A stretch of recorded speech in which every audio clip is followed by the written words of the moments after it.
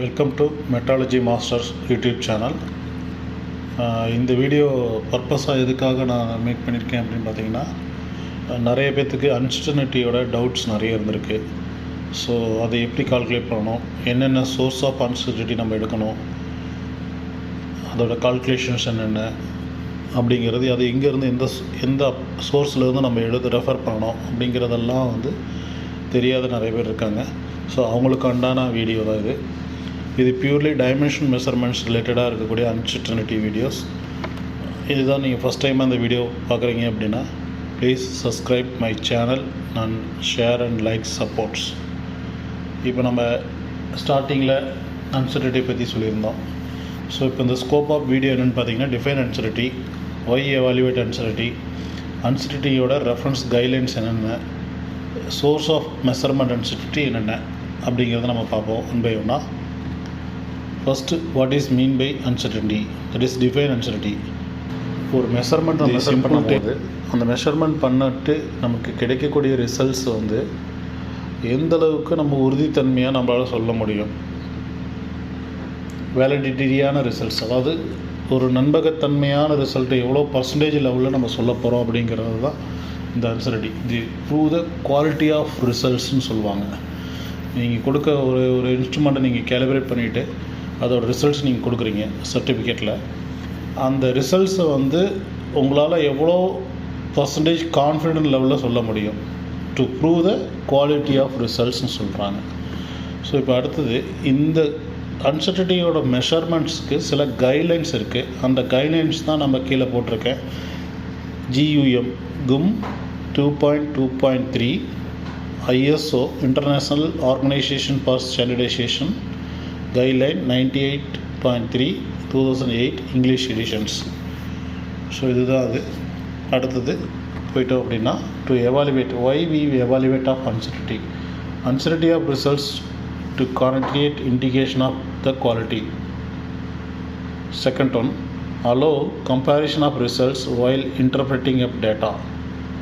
Third one, it can be key of part method validations. Fourth one, for improvements of procedures. Fifth one, to allow valid measurements and results to obtained. அதாவது நம்ம கொடுக்கக்கூடிய ரிசல்ட்ஸோடைய நம்பகத்தன்மை, நம்ம கொடுக்கக்கூடிய ரிசல்ட்ஸை another ஒரு லெபார்ட்டரியோட கம்பேரிஷனும் பண்ணலாம், method validation பண்ணலாம், plus நம்ம ப்ரொசீஜர்ஸில் ஏதாவது லேக்ஸ் இருந்துச்சுன்னா அதை இம்ப்ரூவ்மெண்ட் பண்ணுறதுக்காகவும் இது எவாலுவேட் பண்ணுறோம். ஸோ மெஷர்மெண்ட்ஸ் ரிசல்ட்ஸை கான்ஃபிடென்ட் லெவலாக சொல்கிறதுக்காகவும் நம்ம அன்சர்டனிட்டி எவாலுவேட் பண்ணுறோம். Source of measurement uncertainty. So இப்போ அன்சர்டனிட்டியில் எடுத்துட்டோம் அப்படின்னா, டைப் ஏ, டைப் பி அப்படின்னு 2 டைப்ஸ் இருக்குது. டைப் ஏ எடுத்துட்டிங்கன்னா நார்மல் டிஸ்ட்ரிபியூஷன்ஸ், அது எல்லாமே டைப் ஏல வரும். டைப் பியில் ரெக்டாங்கிள் டிஸ்ட்ரிபியூஷன்ஸ் அப்படின்னு வரும். ஸோ இப்போ நம்ம ஃபஸ்ட்டு இந்த ரெக்டாங்கிள் நார்மல்ங்கிறது அடுத்த வீடியோவில் பார்க்கலாம். அடுத்த வீடியோவில் மெயினாக தெரிஞ்சுக்க வேண்டியது first error, types of error, random error, systematic error. What is mean by systematic error? What is mean by random error? எரருக்கும் அன்சர்டனிட்டிக்கு என்ன டிஃப்ரென்ஷியேஷன்? ஸோ இதெல்லாம் நெக்ஸ்ட் வீடியோவில் பார்ப்போம். ப்ளஸ் நெக்ஸ்ட் வீடியோவில் அன்சர்டனிட்டி கால்குலேஷன் எக்ஸல் ஷீட்டோட டெமான்ஸ்ட்ரேட்டரோட பார்க்கலாம். இப்போ நமக்கு source of uncertainty. Number 1, repeatability. Repeatability mean என்னென்னா, ஒரு இன்ஸ்ட்ருமெண்ட்டை நம்ம கேலிப்ரேட் பண்ணிவிட்டு அதோட இன்ஸ்ட்ருமெண்ட்டில் ஒரு 10 ட்ரையல்ஸ் ரீடிங் எடுக்கணும். 10 ட்ரையல்ஸ் எப்படி ரீடிங் எடுக்கணும், எந்த பாயிண்டில் எடுக்கணும் அப்படின்னா, அந்த இன்ஸ்ட்ருமெண்ட்ஸோடைய மேக்ஸிமம் ரேஞ்சில் தான் நம்ம எடுக்கணும். மேக்ஸிமம் ரேஞ்சுனால், எக்ஸாம்பிள், ஒரு 0 to 200 mm ஒரு வெர்னியர் கேலிப்பர் உதாரணத்துக்கு எடுத்துட்டோம் அப்படின்னா, இந்த 200 mm மேக்ஸிமம் சைஸில் தான் நம்ம ரிப்பீட்டபிலிட்டி எடுக்கணும். 10 ட்ரையல்ஸ், அதாவது single operator, single instrument, same place, repeated test, 10 trials. So அதோட அப்சர்வேஷனை நோட் அவுட் பண்ணணும் ஒரு பேப்பரில். That is repeatability. Second one, resolution. Resolution error, அதாவது ஒரு இன்ஸ்ட்ருமெண்ட்ஸோட ரிசொல்யூஷன் எரர்னால் அன்சர்டினிட்டி எதாவது அஃபெக்ட் ஆகுமா அப்படிங்கிறதுக்காக அதோட சோர்ஸையும் நம்ம எடுக்கிறோம். அதில் பார்த்திங்க அப்படின்னா அனலாக் கேஜஸ் இருக்கும், டிஜிட்டலைஸ் இன்ஸ்ட்ருமெண்ட் இருக்கும். அனலாக் இன்ஸ்ட்ருமெண்ட் எடுத்துட்டோம் அப்படின்னா 1/4 ரெசல்யூஷனில் நம்ம கன்சிடர் பண்ணணும். எக்ஸாம்பிள், ஒரு 10 மைக்ரான் ரெசல்யூஷன் உள்ள ஒரு மைக்ரோமீட்டர் நீங்கள் எடுத்துட்டிங்க அப்படின்னா அது அனலாகாக இருக்கும்போது அதில் 25% தான் நீங்கள் எடுத்துக்கணும் ரெசல்யூஷனில். அப்போ 10 மைக்ரான் ரெசல்யூஷன்னா அனலாக் இன்ஸ்ட்ருமெண்ட்டு நீங்கள் எடுக்கும் போது 25% எடுக்கணும்னா 0.0025, அதாவது 2.5 மைக்ரான் கன்சிடர் பண்ணணும். இதே டிஜிட்டலாக இருக்குது, அதே மைக்ரோமீட்டர் டிஜிட்டலாக இருக்குது அப்படின்னா 50% கன்சிடர் பண்ணால் போதும். அதுதான் செகண்ட் பாயிண்டில் சொல்லியிருக்கு. Third point, uncertainty of masters, அதாவது அந்த மைக்ரோமீட்டரையோ நம்ம கேலிப்ரேட் பண்ணுறதுக்கு ரெஃபரன்ஸ் மாஸ்டராக நம்ம யூஸ் பண்ணியிருக்கோம் இல்லைங்களா, அந்த ரெஃபரன்ஸ் மாஸ்டருடைய ரெஃபரன்ஸ் லேபோட அன்சர்டினிட்டி அதையும் நம்ம கன்சிடர் பண்ணணும். அதுபோக அந்த ரெஃபரன்ஸ் மாஸ்டருடைய அக்யூரசி ஆர் எரர், இது ரெண்டில் ஏதாவது ஒன்று கன்சிடர் பண்ணணும். ஸோ இப்போ 1 2 3 4 ஃபேக்டர்ஸ் இதில் வந்துருச்சு சோர்ஸ் ஆஃப் அன்சர்டினிட்டியில்.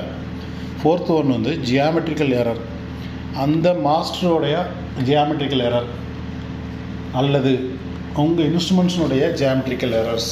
இப்போ எக்ஸாம்பிள் மைக்ரோமீட்டர் எடுத்துட்டிங்க அப்படின்னா லைக் அதில் ஃப்ளாட்னஸ், பேரலிசம்ஸ் இதெல்லாம் கவர் ஆகும். இதே வெர்னியர் எடுத்துட்டிங்க அப்படின்னா பேரலிசம், ஃப்ளாட்னஸ் கவர் ஆகும், ஜியாமெட்ரிக்கல் எரர். ஸோ அதையும் நம்ம கன்சிடர் பண்ணணும். அடுத்தது effect of temperatures. Effect of டெம்பரேச்சர்ஸில் 4 காசஸ் இருக்குது. First one, deviation from the reference temperature ambient, அதாவது ரூம் டெம்பரேச்சர்லேருந்து நீங்கள் கேலிப்ரேட் பண்ணும் போது அந்த ஸ்டேஜில் என்ன டெம்பரேச்சர், ரூம் டெம்பரேச்சர் நார்மலாக 20 டிகிரி இருக்கணும். ஸோ அதிலிருந்து எவ்வளோ டீவியேஷன் ஆகி பண்ணிகிட்ருக்கீங்க. ஒரு உதாரணத்துக்கு நீங்கள் ஸ்டார்ட் பண்ணும்போது கேலிப்ரேஷன் ஸ்டார்ட் பண்ணும்போது ஒரு 20.5 ஸ்டார்ட் பண்ணுறீங்க அப்படின்னா முடிக்கும் போது ஒரு 20.6 இருக்குது. ஸோ இப்போ நார்மல் டீவியேஷன் என்ன சொல்லுது அப்படின்னா 20 டிகிரிக்கும் நீங்கள் 20.5 ஸ்டார்ட் பண்ணியிருக்கீங்க, முடிக்கும்போது 20.6. அப்போ 20.5 + 20.6 / 2 ஆவரேஜ் எடுத்துட்டிங்கன்னா 20.55 வரும். ஸோ அப்போ டீவியேஷன் பார்த்தீங்க அப்படின்னா 20 - 20.55 போட்டிங்க அப்படின்னா 0.55 டிகிரி டிஃப்ரென்சியேஷன் வரும். 0.555 டிகிரி வந்து 0.55 டிகிரி செல்சியஸ் வந்து டிஃப்ரென்சியேஷன் இருக்குது. That is a room difference deviation of the reference temperature and ambient. Ambient டெம்பரேச்சர்லேருந்து அது எவ்வளோ டிஃப்ரென்ஷியேஷன் இருக்கோ அதை நம்ம கன்சிடர் பண்ணணும். Second one, difference in temperature between UC and master, அதாவது நம்ம கேலிப்ரேட் பண்ணக்கூடிய இன்ஸ்ட்ருமெண்ட்டும் நம்மளோட ரெஃபரன்ஸ் மாஸ்டரும் என்ன டெம்பரேச்சர் டிவியேஷன்ஸ் இருக்கோ அதையும் நம்ம கன்சிடர் பண்ணணும். அதில் 20% ரெஃபரன்ஸ் டிவியேஷன் நம்ம கன்சிடர் பண்ணாலே போதும். எக்ஸாம்பிள், உங்களுடைய மாஸ்டர்ஸ் வந்து ஒரு 20.5 டிகிரி இருக்குது, நம்ம வச்சுருக்கிற இன்ஸ்ட்ருமெண்ட் ஒரு 20 டிகிரியில் இருக்குது அப்படின்னா ரெண்டுக்குள்ள டிஃப்ரென்ஷியேஷன் 0.5.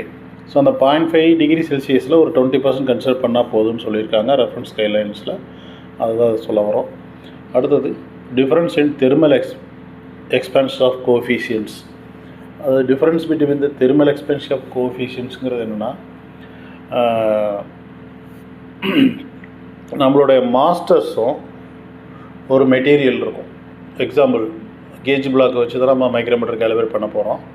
அப்போ அந்த கேஜ் பிளாக் வந்து கார்பைடாக யூஸ் பண்ணியிருக்கலாம் நம்ம, அல்லது ஸ்டீலாக யூஸ் பண்ணியிருக்கலாம். ஸோ இப்போ நம்ம மைக்ரோமீட்டர் ஸ்டீல் ஐட்டம்ஸு. ஸோ அப்போ எக்ஸாம்பிள், நீங்கள் கார்பைடு யூஸ் பண்ணுறீங்க அப்படின்னா அது வந்து கோஎஃபிஷியன்ட், தெர்மல் கோஎஃபிஷியன்ஸ் வேல்யூ வந்து டிஃப்ரென்ஸாக இருக்கும், இதோட கோஎஃபிஷியன்ஸ் வேல்யூ வந்து டிஃப்ரென்ஸாக இருக்கும். ஸோ இப்போ இது ரெண்டையும் நம்ம காம்பன்சேட் பண்ணணும். ஸோ இந்த டிஃப்ரென்ஸ் ஆஃப் வேல்யூ நம்ம கன்சிடர் பண்ணணும்.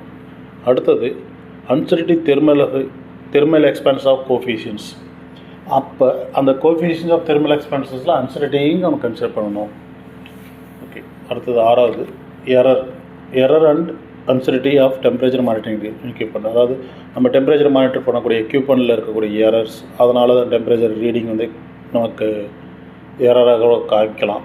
ப்ளஸ் அந்த இன்ஸ்ட்ருமெண்ட்டை கேலிப்ரேட் பண்ண ரெஃபரன்ஸ் லேபோடைய அன்சர்டினிட்டி, இதையும் நம்ம கன்சிடர் பண்ணணும். So seventh one, half of the error the master to be considered the uncertainty of evaluation wherever the two not compensated. இது போக எக்ஸ்ட்ரா ஏதாவது நீங்கள் மாஸ்டர் ரிலேட்டடாக 2-3 மாஸ்டர்ஸ் நீங்கள் ஆட் பண்ணுறீங்க அப்படின்னா அந்த மாஸ்டர்ஸோட டீட்டெயில்ஸையும் நம்ம கன்சிடர் பண்ணணும். நார்மலி இதில் பார்த்தீங்க அப்படின்னா இந்தியாவில் பார்த்தீங்க அப்படின்னா இந்த பாயிண்ட் 7th பாயிண்ட் கன்சிடர் பண்ண மாட்டாங்க. ஸோ இந்தியா தவிர மற்ற அதர் கண்ட்ரிஸ் எல்லாருமே யூஸ் பண்ணுறது பார்த்தீங்க அப்படின்னா ட்ரிஃப்ட் எரர் யூஸ் பண்ணுவாங்க. ஸோ இப்போது ட்ரிஃப்ட் எரருங்கிறது என்ன மீனிங் அப்படின்னு பார்த்தீங்க அப்படின்னா பிஃபோர் நம்ம மாஸ்டரோட எரர் என்ன, இப்போ என்ன எரர் இருக்குது, இது ரெண்டுக்குள்ள டிஃப்ரென்ஷியேஷன் எதுவோ அது ட்ரிஃப்ட் எரர்னு சொல்லுவாங்க. அதை கன்சிடர் பண்ணுவாங்க. So main the factors of 7th நம்ம கம்பல்சரி கன்சிடர் பண்ணணும் for the uncertainty source of அன்சர்டினிட்டியாக. நெக்ஸ்ட் வீடியோவில் நம்ம பார்க்க போகிறது demonstrate of uncertainty calculation with Excel sheets. இது வரைக்கும் பார்த்தது வரைக்கும் ஏதாவது உங்களுக்கு டவுட்ஸ் இருந்துச்சுன்னா எனக்கு கமெண்ட்ஸ் பண்ணுங்கள். நான் கண்டிப்பாக ரிப்ளை கொடுக்குறேன். தேங்க்யூ ஃபார் ஆல் வாட்சிங். தேங்க்யூ.